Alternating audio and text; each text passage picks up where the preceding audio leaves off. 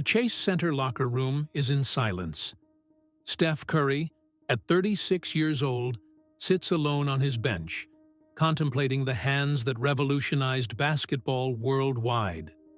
These same hands that just converted 8 more three-point shots, that broke every imaginable record, that raised 4 NBA championship trophies. Hands that tremble slightly now, not from the fatigue of the game, but from the weight of a memory that resurfaces. Suddenly, he's no longer there. He's 12 years old again, and he's locked in the bathroom at Myers Park Middle School in Charlotte, North Carolina. The smell of disinfectant, mixed with the muffled echo of cruel laughter, still echoes through the white tiles. "Basketball, little guy?" the older boys had shouted in the hallway. "Del Curry's son? Impossible. Must be adopted." Hot tears stream down his thin face as he looks at the fogged mirror. Why did God make him so small? Why did he have to be Del Curry's son, the 6'4" star who dominated NBA courts when he barely reached his classmates' chests? For 24 years, I kept a secret that almost made me give up before I even started. Steph murmurs to himself, back in the present. His eyes close, and Charlotte, from the 2000s, takes over his mind again. The high school gymnasium buzzes with energy. The characteristic smell of sweat and burnt rubber permeates the air, mixed with the deafening noise of sneakers squeaking on the waxed floor.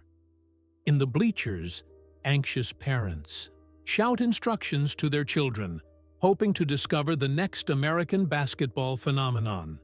There is Del Curry, imposing even while seated, watching his youngest son dribble between orange cones. In everyone's eyes, Steph should be the natural extension of his father's legacy.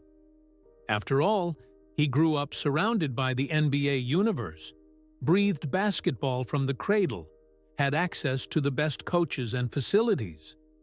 But genetics seem to have played a cruel trick. "Curry, come here!" shouts Coach McNeil, a broad-shouldered man who commanded the youth team with an iron fist. Steph runs to him, his 5'5" frame seeming even smaller next to the other boys. "Son, you have good hands, but—" The coach pauses, looking from Steph to Del in the bleachers. "Modern basketball demands physical presence. Maybe you should focus on studies." The words pierce his chest like cold blades. Physical presence. The polite euphemism for "you're too small." Steph forces a smile and nods, but inside, something breaks. Not for the first time, nor would it be the last. At night, in his room with posters of Michael Jordan and Allen Iverson, Steph wrestles with the question that haunts him. Do I have the right DNA for this? He observes the family photos hanging on the wall. Del with his defined muscles, Sonia with her natural elegance, and him, the son who didn't inherit the height, who struggles to stand out in a sport where size has always been synonymous with success. But something boils inside him, a toxic mixture of pain and determination that he doesn't yet fully understand. Every night, after the family sleeps, Steph goes down to the backyard and shoots alone, under the dim light of the street lamp. Hundreds of balls, thousands, until his hands go numb and his shoulders scream in pain. "If I can't be big, I'll be impossible to stop," he whispers to the ball, as if it were a sacred promise. At school, he learns to use humor as a shield. He laughs along when they call him Mini Curry or Curry Jr. Pocket Edition. But each joke leaves an invisible scar. Each comparison with his father adds more weight to his child's shoulders. What Steph doesn't know yet is that this pain that corrodes his chest every night is forging something revolutionary. That each tear shed in secret is tempering the steel of a determination that will change basketball forever. But at 15 years old, something happened that broke his heart in a way he thought he would never recover from. 3 years after the tryout rejection, the acrid smell of nervous sweat fills the Charlotte Christian School gymnasium. Steph, now 15 years old and only 5'7", adjusts his tryout shirt for the 10th time in 5 minutes. His hands tremble imperceptibly as he watches the other candidates warming up. Boys of 6'1", 6'3", some reaching 6'7", with broad shoulders and muscles already defined by generous puberty. "Next group," bellows coach Schoaf, a veteran known for transforming ordinary boys into college basketball machines. Steph swallows hard. This is the moment. If he can make the high school team, maybe he'll prove that size isn't everything. If he fails, the whistle cuts through the air like a razor. Steph explodes toward the basket, his feet dancing between the cones with an agility that impresses even the skeptics. His shots fly in perfect trajectories, each one finding the net with a soft swish that echoes through the gymnasium. For a few glorious minutes, he is exactly who he always dreamed of being. But when the next exercise begins, a real game simulation, reality imposes itself brutally. The bigger boys push him around like he's a leaf in the wind. His shots are blocked with frightening ease. In a rebound dispute, Steph jumps with everything he has, only to see the ball pass meters above his outstretched hands. "Thank you, everyone. Results on Friday," announces the coach, his voice echoing through the gymnasium that gradually empties. Steph stands still in the center of the court, watching the other candidates chat animatedly about their chances. Nobody approaches him.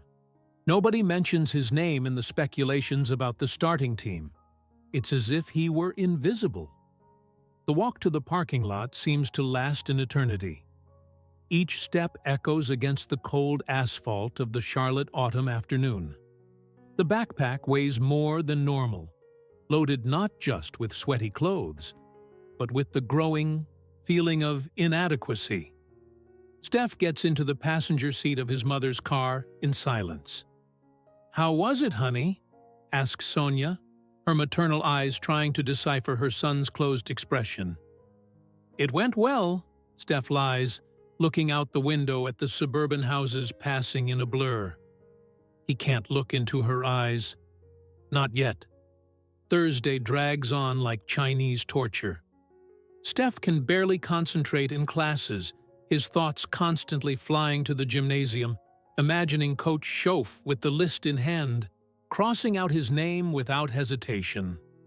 Friday arrives like a final judgment. The list is posted on the gymnasium bulletin board, surrounded by an anxious crowd of boys and parents. Steph forces himself to approach, his eyes methodically scanning each name. Tyler Morrison, there it is. Jake Rodriguez, present. Michael Thompson, confirmed. Steph Curry, absent. The world becomes silent around him. Distant voices celebrate or lament, but he hears nothing. His eyes reread the list 3, 4, 5 times. Maybe he missed it. Maybe it's on the second page. Maybe... Curry! Steph turns to find Coach Schoaf approaching, an embarrassed half-smile on his face. "Kid, you're good. You have excellent hands. Above-average court vision." The coach pauses, choosing his words carefully. "But high school basketball is physical. Very physical. You're too small to compete at this level. Maybe you should consider another sport. Wrestling? Track? You have speed." The words hit Steph like punches, too. The stomach. Another sport. The well-intentioned suggestion sounds like a death sentence for his dreams. "I understand. Thank you for the opportunity," he manages to murmur, shaking the coach's hand with a firmness he doesn't feel. The walk home has never seemed so long. October in Charlotte paints the trees with golden and red tones, but Steph sees no beauty at all. His sneakers hit against the concrete in a monotonous rhythm, each step echoing the word that now defines his reality: rejected. Upon arriving home, the familiar sound of television comes from the living room. Dell is watching a Lakers game, his technical commentary filling the air. Steph stops at the door, watching his father analyze each play with the expertise of someone who dominated the sport for years. How do you tell a champion that his son couldn't even make the high school team? Steph goes straight upstairs to his room, closing the door softly. He needs to process this pain alone, at least for now. He looks at himself in the mirror and sees not the future star he always imagined, but an ordinary boy, too small for his own dreams.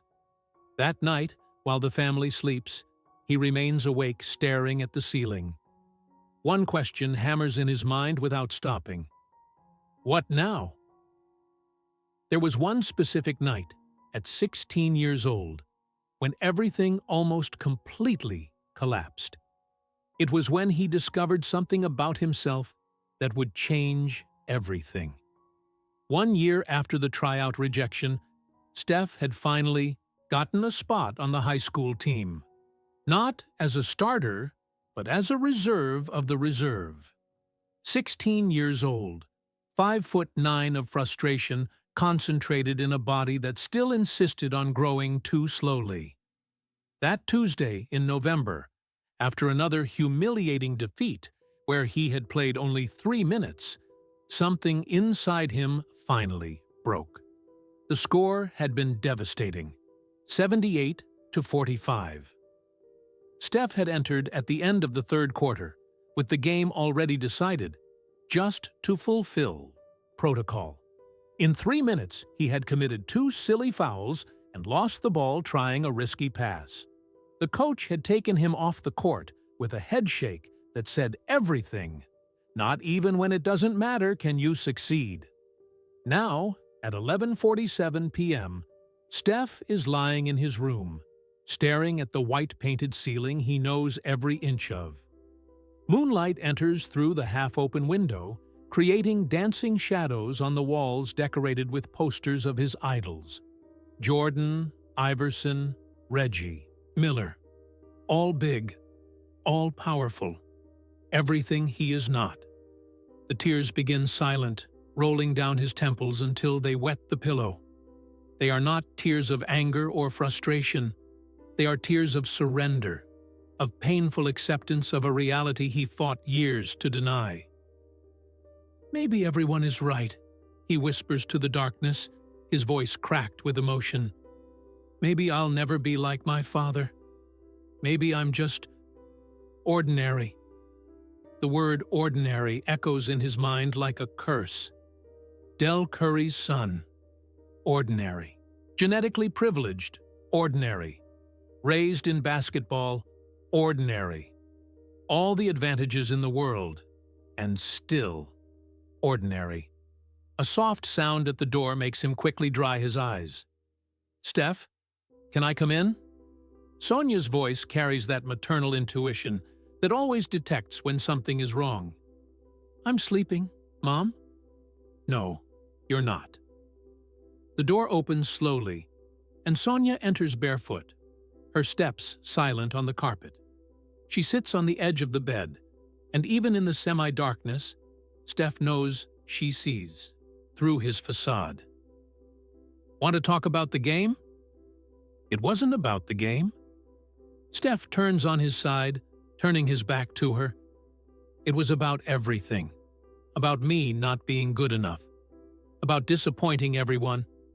About being too small to be a real Curry. Sonia takes a deep breath. The silence stretches for long seconds, filled only by the distant sound of the air conditioning. When she finally speaks, her voice carries a vulnerability Steph has never heard before. Do you know what I used to think when your father played in the NBA?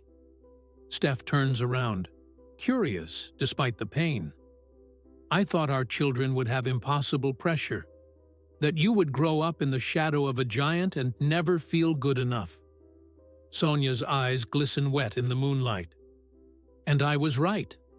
But I was wrong about one important thing. What? I thought you would need to be like him to be special. That you would have to follow exactly the same steps, have the same physique, the same style. She extends her hand and gently touches her son's face. But you don't need to be like your father, Steph. You need to be yourself. Completely, intensely yourself. But I'm small, Mom. In basketball, that matters. Reggie Miller was small compared to centers. Steve Nash was small compared to forwards. Magic Johnson was short for a point guard in his era. Sonia smiles through her own tears. You know what they did? They changed the rules of the game. They created a new way to play that fit who they were. Steph sits up in bed, his eyes meeting his mother's. Something different pulses in his chest. It's not exactly hope yet, but it's no longer despair. Every time someone tells you that you're too small, remember this, Sonia continues, her voice gaining strength. They're measuring you by the old rules. But what if you create new rules? What do you mean? What if, instead of trying to shoot over tall players, you shot from so far away that they couldn't even get close? What if your speed was more important than your height? What if your precision was more valuable than your strength? The hug that follows is tight, desperate, full of love and mutual understanding.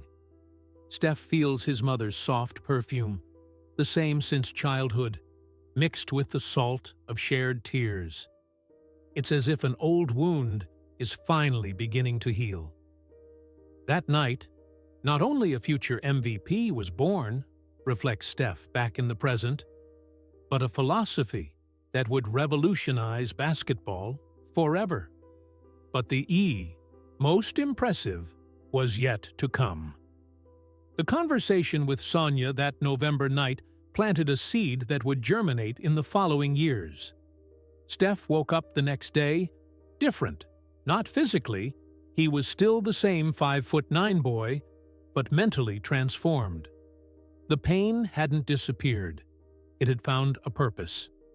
Davidson College, 2006. A small university in North Carolina that few knew outside academic circles. When Steph arrived on campus, weighing only 154 pounds soaking wet, the comments were predictable. Del Curry's son? Seriously? Must be joking. But something had changed in how he processed these words. Each doubt now fed an internal furnace that burned tirelessly. Use doubt as fuel became his silent mantra. Use doubt as fuel.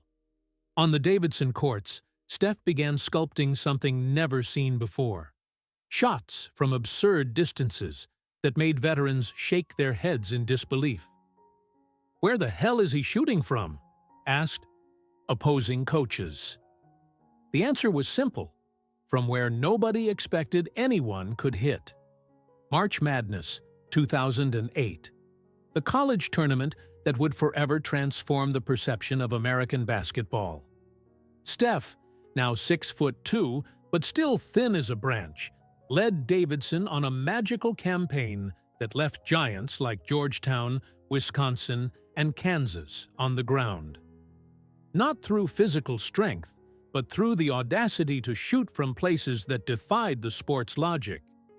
He's changing the IT game, murmured Magic Johnson in the CBS studio, watching Steph hit his 7th three-point shot against Kansas. I've never seen anything like it. NBA Draft, 2009.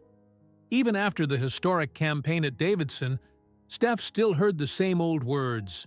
Too small, too fragile, won't handle the NBA's physicality. Golden State Warriors chose him only at the 7th position, while other teams prioritized safer players, taller, stronger.